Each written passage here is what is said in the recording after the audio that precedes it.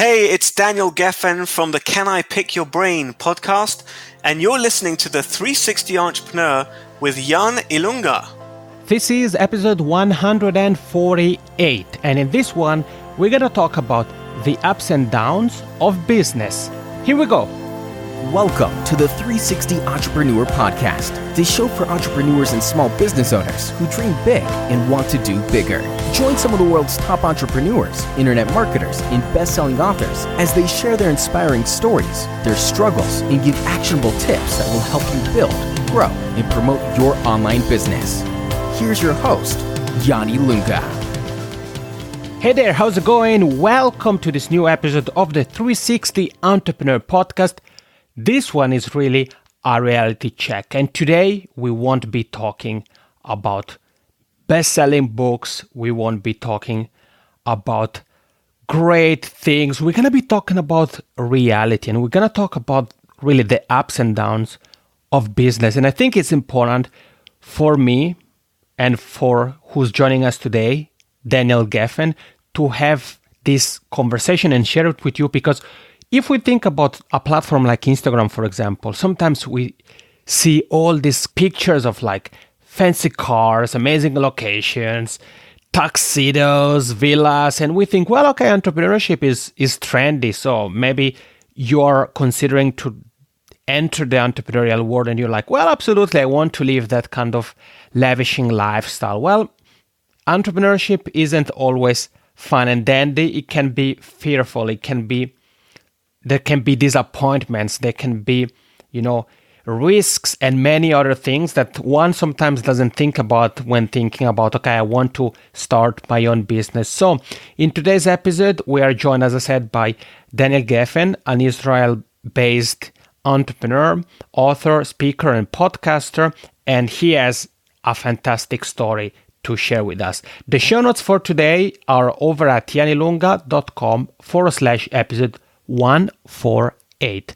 Okay, here it is, the ups and downs of business with Daniel Gefen.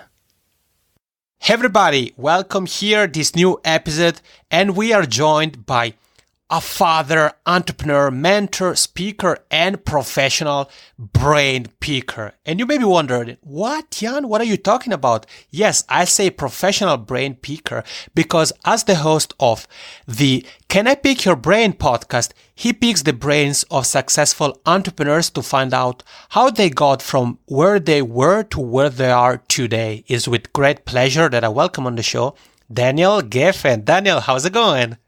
Hi, Jan. Thank you for having me on your show. Man, can I pick your brain today? Is it okay?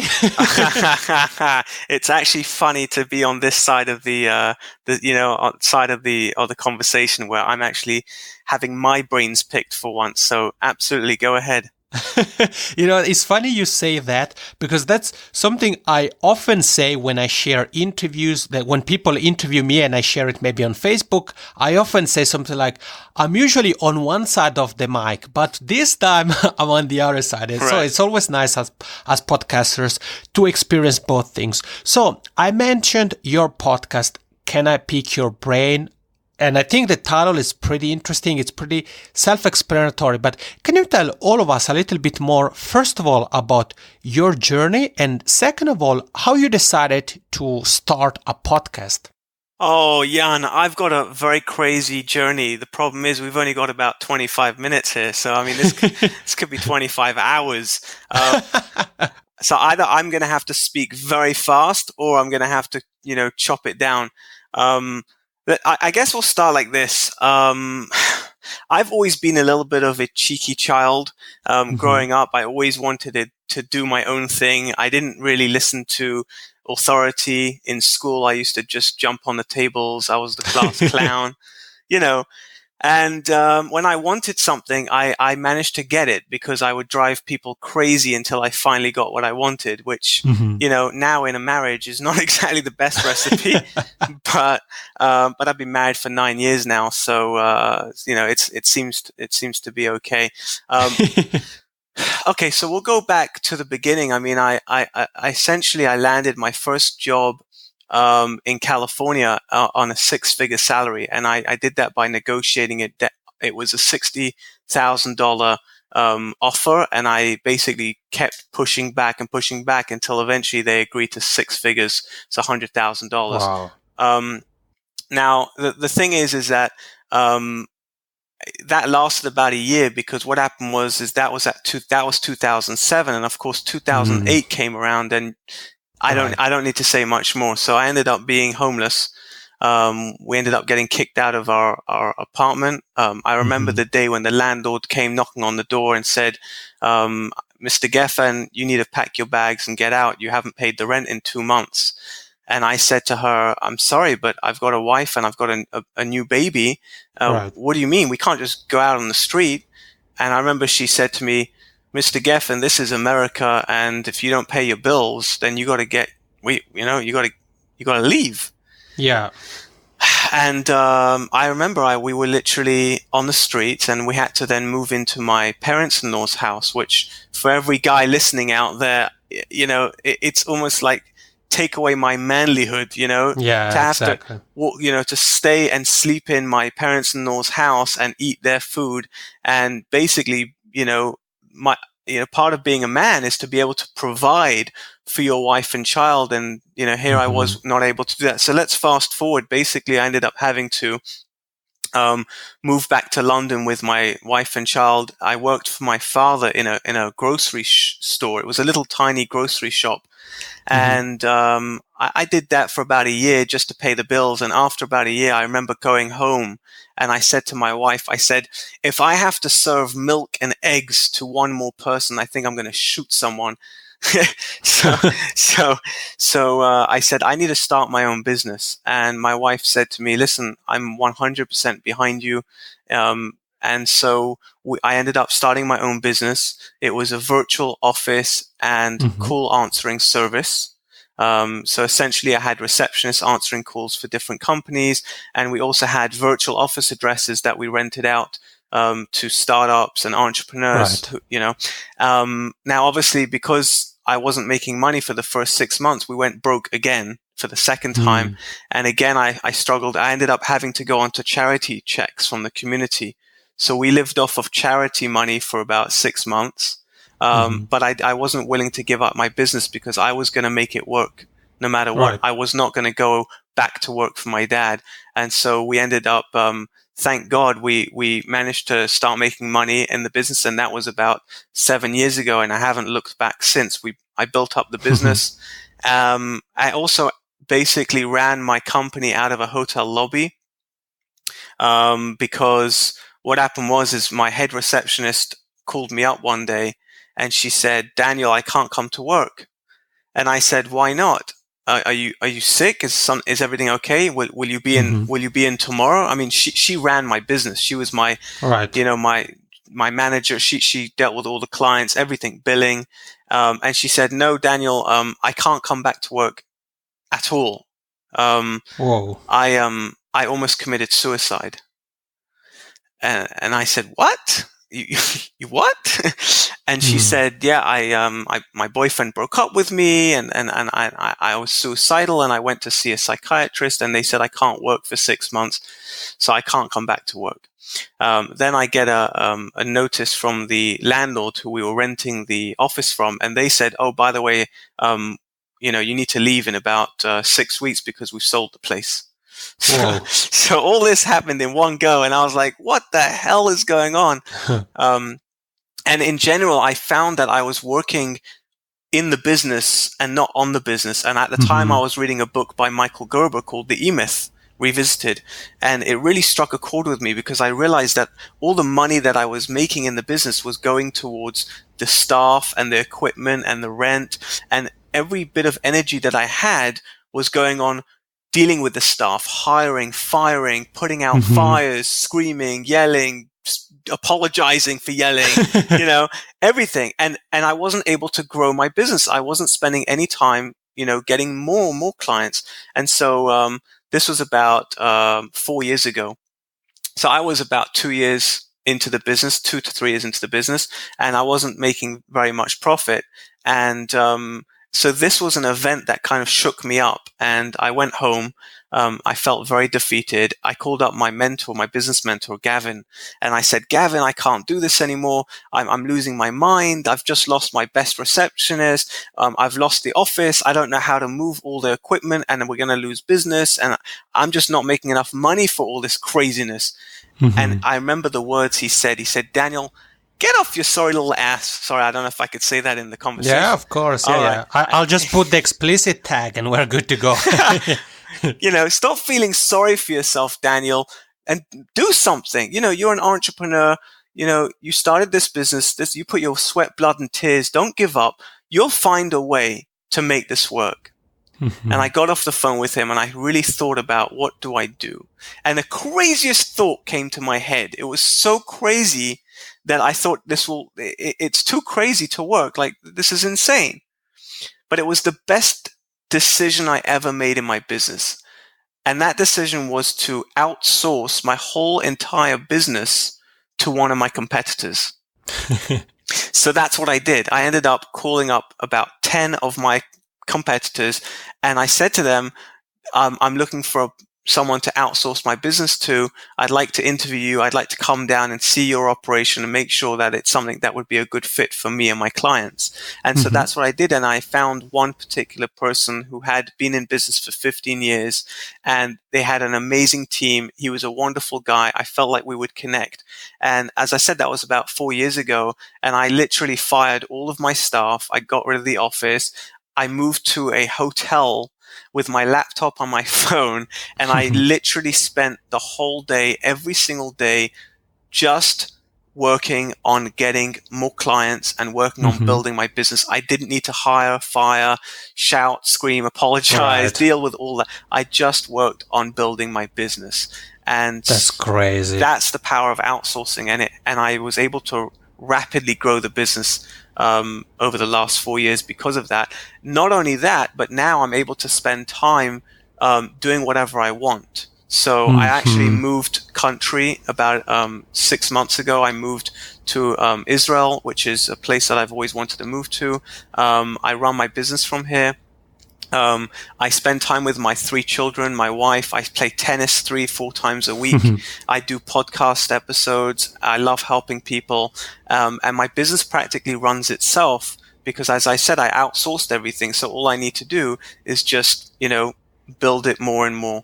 And so your original question, to answer your question, why did I start my podcast, Can I Pick Your Brains, is because just like the people listening to this interview now and listening to you picking my brains and finding out what did I do to get to where I am, I've always been fascinated in finding out where everybody else got to. How did they get there? It's always fascinating. You always look at people like Gary Vaynerchuk and think, well, how did he get to where he is today? You look at Richard Branson. How did he get? But forget the Richard Bransons and the Gary Vaynerchuks for a minute. Do you know how many people out there that are making really good money, building a lifestyle business? They're living a good life. And those are the people that you can pick their brains and find out, what did they do? These are normal, average people that you'll see in the street. And they're more than happy to share what they did to get to where they are. Absolutely. So that's where I am. Yeah, I mean, Daniel, first of all, you had quite an incredible journey, and obviously I'm happy about the outcome. So where you are today, that you kept persisting with the fire you have had inside of you. You kept moving through these bad times, and obviously now you're really having fun, really living your life, both the personal one and the professional ones. And you said now about having a podcast, especially an interview-based show like yours, and also like part of mine every Tuesday, every Thursday, is that you said that we have the unique opportunity to talk with some incredible people, and can be millionaires, can be people traveling the world, can be really any type of people. So for all of you guys who are here with Daniel and I, maybe you have been thinking about starting a podcast, really consider the power of having an interview-based show and the opportunities you're gonna get by picking brains like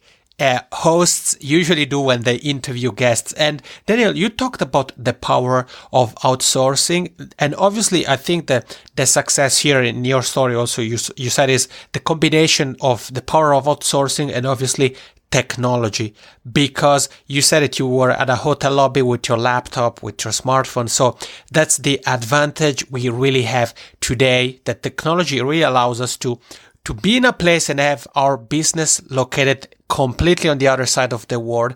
And you have had quite the journey. As I said, you have quite the expertise with starting a business, managing a business, outsourcing a business. So if there are people here with you and I, Daniel, that they are thinking, maybe they have been actually thinking about starting a business for some time, but for whatever reason, they still are in their comfort zone. They're still blocking their own way. What would you tell them to kind of inspire them to get started? To get started with a podcast specifically? No, with a business. With a business. I mean, what I mean is that if there are people here with you and I that they've been thinking, there is this thing I'd like to do. For example, you said, you wanted to start your own business. So maybe there is somebody who's thinking, I've always had the passion for this thing and I think I could start a business around it. But for whatever reason, they haven't started it yet. So I tell you like this, I mean, I'm a strong believer in becoming a producer, not a consumer. Mm-hmm. And what I mean by that is we live in a world right now where we are so bombarded with so much information. There's so many ebooks, there's so many YouTube videos, there's so many seminars, there's so much information out there that we end up spending the whole day consuming. Mm-hmm. And at the end of the day, we haven't produced anything. Right. And my number one advice, I think, to the listeners listening is become a producer. Love it. Make sure that the first thing you do in the morning is produce something. Mm-hmm. Produce one piece of content, whether it's a blog post, whether it's a few pages in a book that you're going to write, whether it's a YouTube video, whatever it is. But produce something in the morning, because then at least the rest of the day, even if you consume the rest of the day, even if you get distracted, at least you know that the first hour of your day, you produce something. I love the advice, and it really reminds me of two specific episodes, and some of the people who have been here, the 360 Entrepreneur podcast, for quite some time may remember. One is the episode with John Nestor, where he also talked about the importance of kind of transitioning from the consumer perspective to the producer. And then you said about being creative, so creating something early in the morning. And that's something we talked about with Jonathan Milligan when he told us about productivity and how he always schedule his days so that, like you said, Daniel, the first thing he does is creating a new piece of content, whether it's a blog post, writing a few pages for an upcoming book, recording a podcast, whatever it is, and then he uses the other parts of the day for different aspects of his business. And you talked about the consumption and the noise that there is in the digital world, especially in our niche here in the entrepreneurial space. I think that also something that can help is really being deliberate about when you are in quote-unquote consumption mode. So, for example, what I like to do is set time blocks for giving myself time to, read my favorite websites, keep myself updated with what's happening on the latest blog posts on other sites and stuff like that. So that may be, for example, half an hour after lunch, 20 minutes in the evening, something like that can work out very well. And obviously, focus is a really, really important component in anything we do, but especially if we are in charge, especially if we run a business. So Daniel, if we think about it, we can take you as an example. I mean, you're an entrepreneur, but you're also a podcaster, you're a speaker, you're an author. So what do you think is the key, or what advice do you have when it comes to the power of focusing? What has worked well for you in terms of focusing and making things done?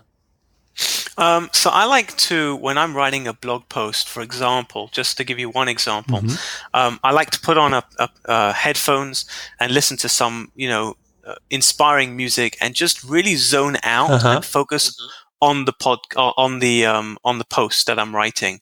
I close all the browsers so I don't have any Facebook messages or emails coming up to disturb me, because if you're going to write a post and you want to give it your all and you want it to be a quality blog post, if you're stopping every 2 sentences because someone sent you a Facebook message or a WhatsApp message, you're not going to get that powerful post that you really can get if you're going to literally put aside 20 to 30 minutes of absolute, uninterrupted time. And there's something as athletes will attest to. There's something called flow, right? Which is when you're in the flow, when you've got momentum going, there's this sort of this force, this unstoppable force that you sort of tap into that's unexplainable unless you've experienced it yourself. And I believe that everybody in their lifetime has experienced this at least once, where they felt unstoppable. They felt that they were in this zone.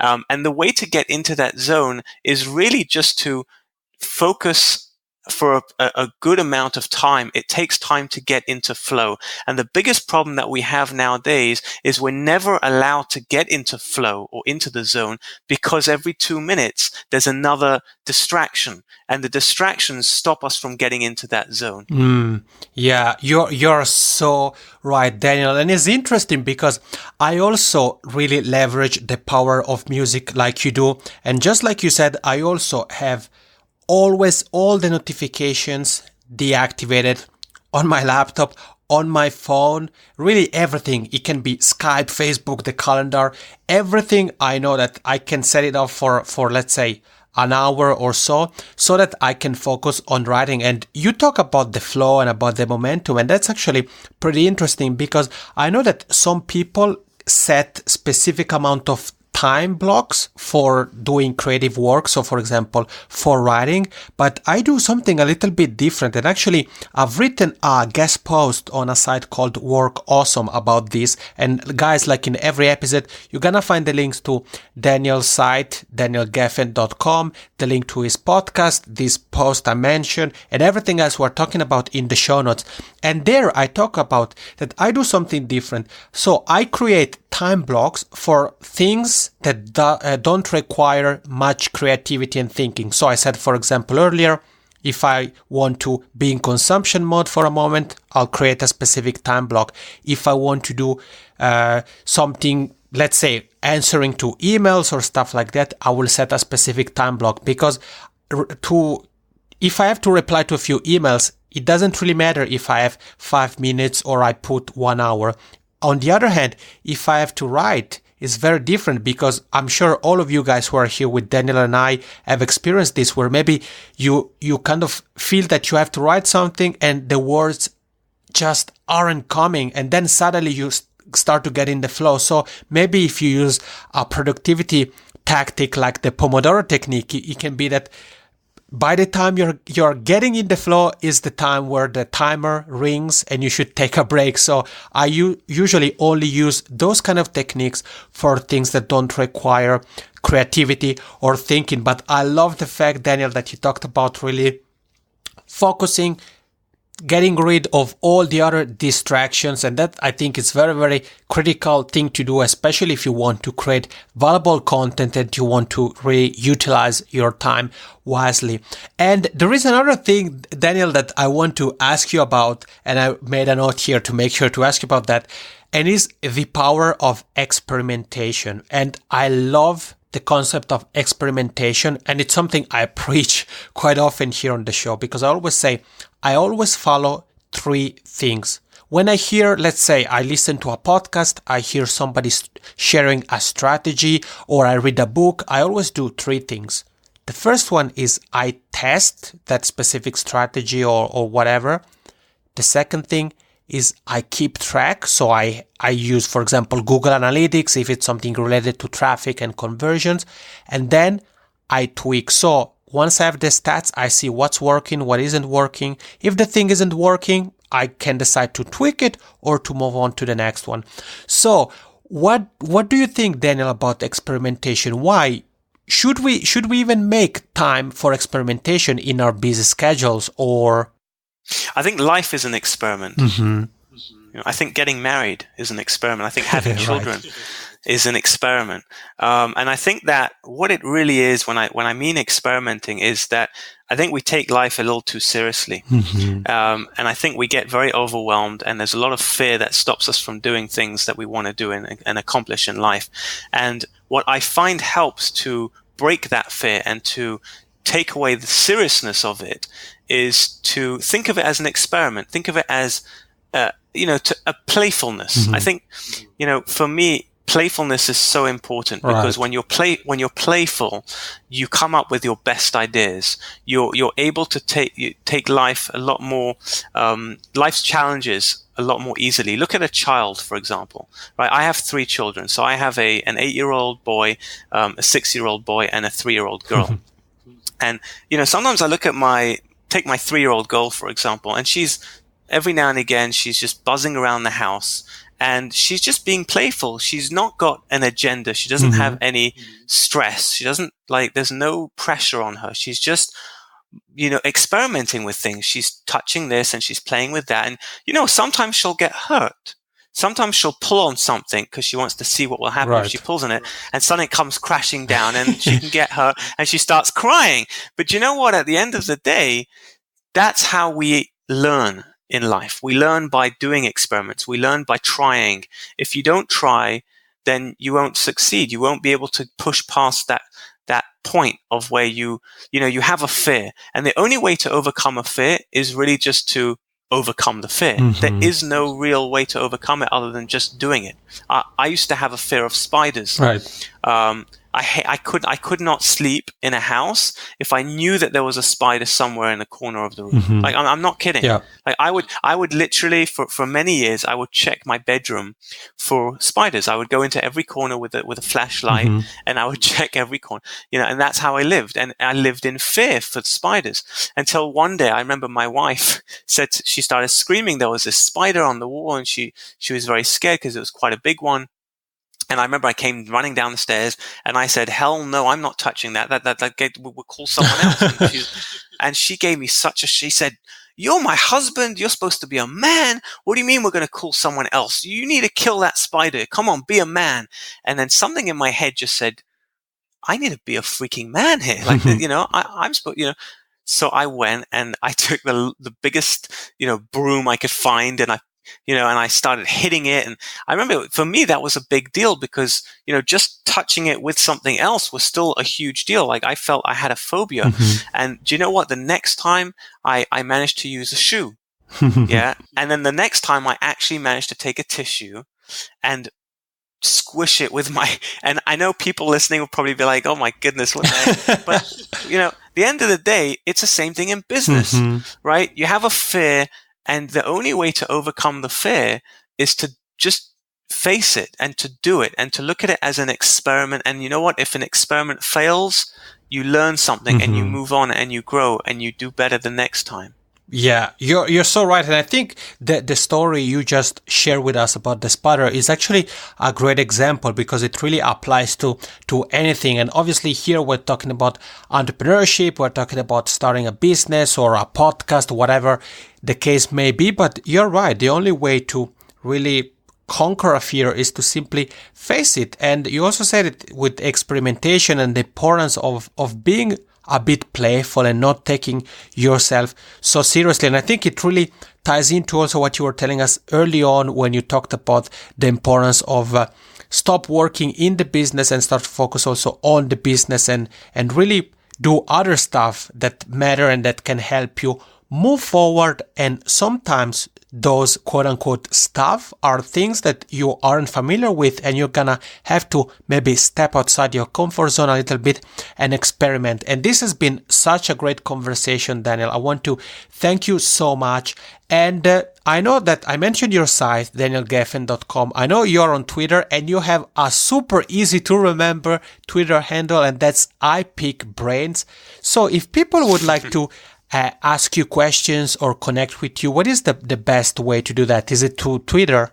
Yeah, so Twitter is at iPickBrains. They can also email me, and I'll put that in I guess you could put that in the show notes. I'll give you but it's daniel@danielgefen.com. That's my email address. Also Snapchat. I'm just starting to use Snapchat. So if you guys want to experiment with Snapchat, it's like very new and exciting platform. It's also iPickBrains. So that's my Snapchat handle. And also, I just released an ebook called "Small is the New Big." So if you're starting a company or if you're a small business, I wrote an ebook about how you can have an advantage over the big boys out there, and you can grab that for free. And I'm sure Jan will put that in the show notes. Yeah, and I think that ebook actually, at least from the title you just told us, "Small is the New Big." The 7 secret tools that will give you an unfair advantage over your competition is really the next step for this conversation. So if you've enjoyed this conversation, you've enjoyed listening to Daniel's journey, his advice, and you would like to really take the next step, getting started with experimentation too, definitely make sure to check out the show notes so you find the links to everything we have talked about here, including Daniel's new ebook. Daniel, thank you so much for being here with us, for making us laugh, telling us more about your story, about spiders, and sharing your advice with all of us on entrepreneurship, on focus, and the importance and power of experimentation. I really appreciate it. Pleasure. Thank you so much for having me, Jan. We are back. Daniel, thank you for sharing your story with us and for kind of shedding light on what entrepreneurship and the business world often is about, and sometimes people don't think about that. So about the down, the fear, the risks, and all those great things you share with us. You heard it. Daniel has a free ebook that you can get. So the best way to find that is to go to the show notes page for today, janilunga.com/148. And there you find 3 things. You find the links to everything Daniel and I have talked about. You find the link to his ebook, Small is the New Big. And you find the link to get the book Daniel mentioned, the EMyth Revisited, completely for free as an audiobook, courtesy of Audible. So all those things are over at janilunga.com/episode 148. This is it for today. Thanks for joining Daniel and I here on the 360 Entrepreneur Podcast. Really, really, really grateful to have you here with us, and I'll be back with you next week. Take care. Thank you for listening to the 360 Entrepreneur Podcast. For more tips and tools, head over to www.janilunga.com.